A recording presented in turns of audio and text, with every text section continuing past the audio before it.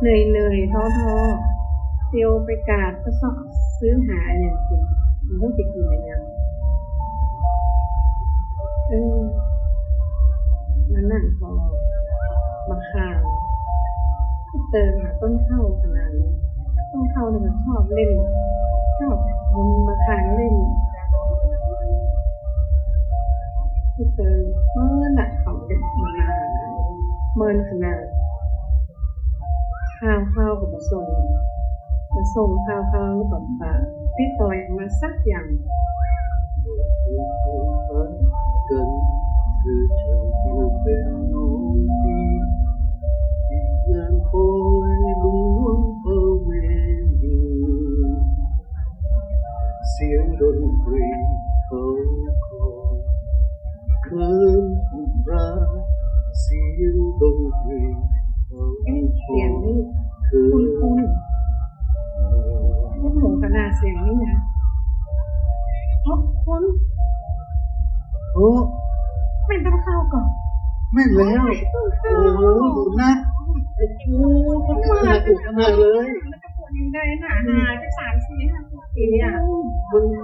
เรื่องมันยาวขนาดแก่ไปแล้วก่อนผมงงเนาะแก่ของงามอยู่เด้อไปยิ้มนี่อย่างงอดีใจขนาดเลยเติมเนี่ยเอามาพาเลยมาหมุนพวกที่เขาเป็นผู้หญิงเขาเดี๋ยวเล่นขันน่าจะหมุนแต่นี่เลย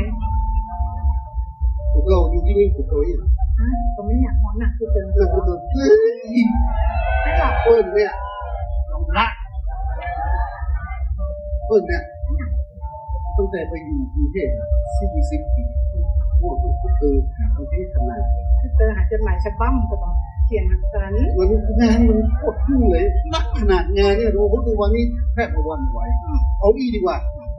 เดี๋ยวเอาช็อตคุยกันเรื่องว่าเนี่ยเนาะแต่ละคนเนี่ยอย่างพ่อเก่ายี่หยางแต่เขาเล่าเพื่อนฟังเนอะเพื่อนยี่หยางเพื่อนเล่าเพื่อนฟังแต่วันนี้มันมีข้อแม้เพื่อนมีข่าวดีที่สวนอบจ.ของเชียงใหม่เนี่ยได้จัดงานเสริมขึ้นเติมแม่มันน่าจะเข้ากับเอาเนาะขึ้นเติมได้เจอกับเมืองเนี่ยเพื่อจะที่สวนอบจ.จังหวัดเชียงใหม่ในงานมันจะมีในรูปแบบหลายอย่างมีของกินหรือกินแอปป่าที่เขาชอบนี่แม่นละอันเดี๋ยวเขาไปงานอ่ะแล้วเขาไปนั่งเล่าเรื่องราวกันเนาะ30-40 ปีไม่มีจดหมายแม้แต่ฉบับเดียวนั่นเพิ่นขอโทษเอาละนะน้ำตาย้อนละเติมหาเด่นเอาไปเลยบอกจ้าไปเลยเนาะไปก็กี่คนแล้วก็ใส่คู่กันมา